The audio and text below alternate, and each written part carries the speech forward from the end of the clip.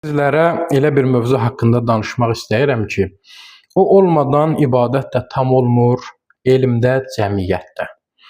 Peyğəmbərimiz buyurur, mən gözəl əxlaqı tamam etmək üçün göndərildim. Bu nə deməkdir? Yəni, İslamın özü gözəl əxlaqdan ibarətdir. Bəzən insanlar ibadət edir, oruç tutur, namaz qılır, amma qəlbində kin var. Dili ilə qəlb qırır, təkəbbür göstərir. Bu zaman o ibadətlər hara gedir?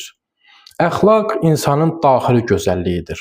Gözəl əxlaq sükutla danışmaq, nəzakətlə davranmaq, insanları incitməmək və bağışlanmağı bacarmaqdır.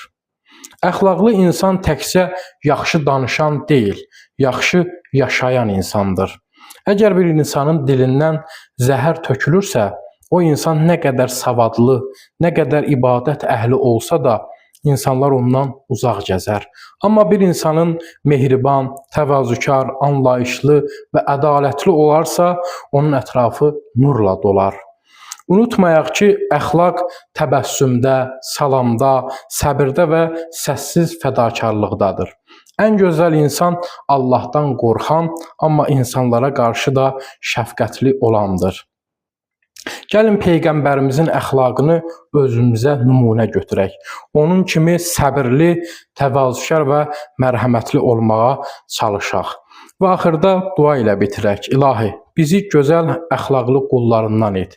Qəlbimizi kin, nifrət və təkəbbürdən təmizlə. Dilimizə yumşaqlıq, baxışımıza mərhəmət, davranışımıza ədəb ver. Peyğəmbərinin əxlaqından bizə də nəsib et.